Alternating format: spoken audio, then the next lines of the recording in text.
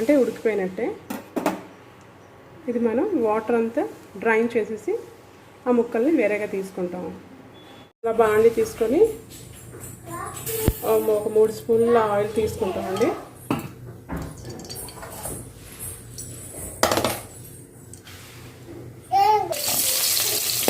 Medium ఫ్లేమ్లో కొంచెం లైట్గా కలర్ వచ్చేలాగా ఫ్రై చేసుకోవాలి.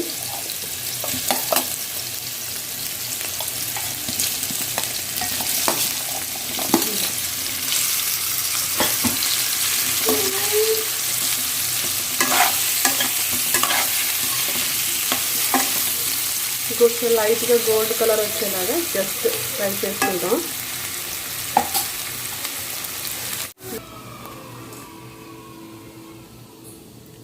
ఇలా రెడ్గా ఫ్రై చేసుకున్నాక ఇలా నీట్గా ఇలా ఫ్రై చేసుకొని ఈ పీసెస్ని పులుసుకి ప్రిపేర్ చేద్దామండి. అదే ప్యాన్లో మళ్ళీ ఆయిల్ తీసుకుంటున్నానండి. పచ్చిమిర్చి, ఆవాలు, జీలకర్ర,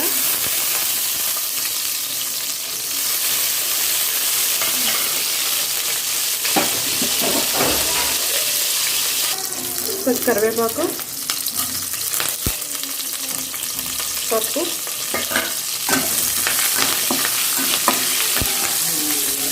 ఇలా వేయించుకున్నాక చిటపటలు ఆడుతున్నప్పుడు ఆనియన్స్ తీసుకున్నాను. ఒక 2 ఆనియన్స్ కట్ చేసుకొని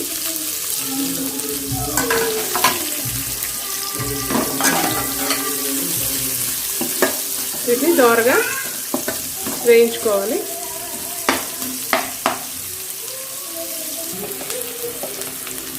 చిటికెడు పసుపు ఉల్లిపాయలు వేస్తున్నప్పుడు వేయాలండి.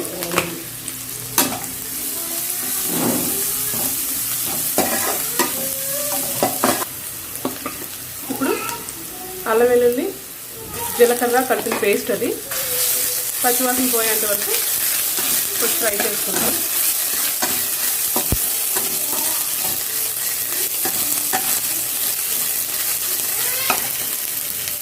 టమాటా పేస్ట్ అండి, ఒక 2 టమాటాలు పేస్ట్ చేసుకున్నాను.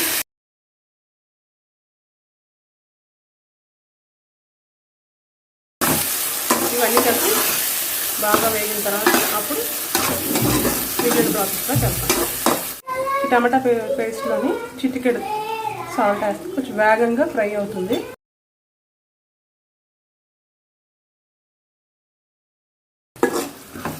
పచ్చివాసన పోయేంత వరకు మనం వేయించుకుంటాం. త్వరగానే వేగిపోతుంది.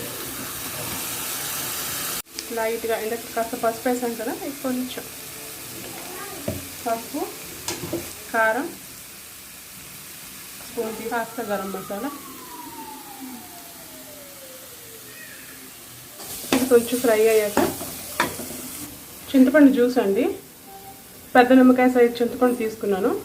ఇప్పుడు ఇది ఈ వేగిపోయిన టమాటా పేస్ట్ యాడ్ చేస్తామండి.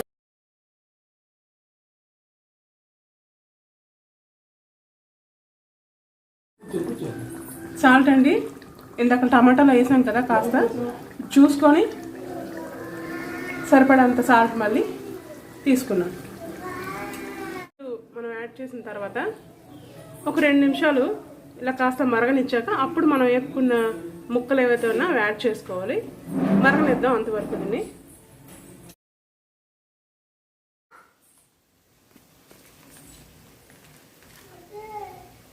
ఇలా మరుగుతుంది కదండి ఇప్పుడు పులుసు.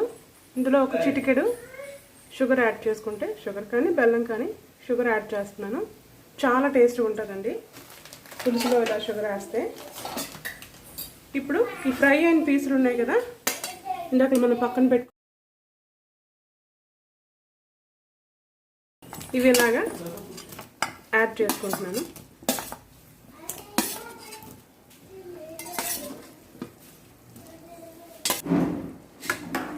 మొత్తం యాడ్ చేసి ఒక 2 నుంచి 3 నిమిషాల వరకు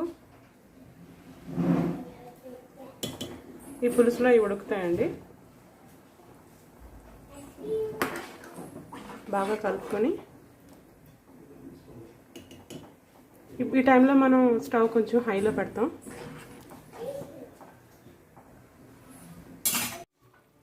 ఇదిగోండి పులుసు బాగా మరుగుతుంది. ఆ కంద ముక్కలన్నీ యాడ్ చేసిన తర్వాత ఇలా మరుగుతుంది. అవి ఆల్రెడీ ఉడికాయి, తర్వాత మనం వేయించాం కదా, అందుకనే ఈ చింతపండు పులుసులో ఎక్కువసేపు ఉడకాల్సిన అవసరం లేదు. చింతపండు పులుసు పచ్చివాసన పోయేంత వరకు మరిగితే సరిపోతుంది. ప్రస్తుతానికైతే ఇది అయిపోయిందండి. ఇప్పుడు కాస్త కొత్తిమీర యాడ్ చేసుకొని స్టవ్ ఆఫ్ చేసి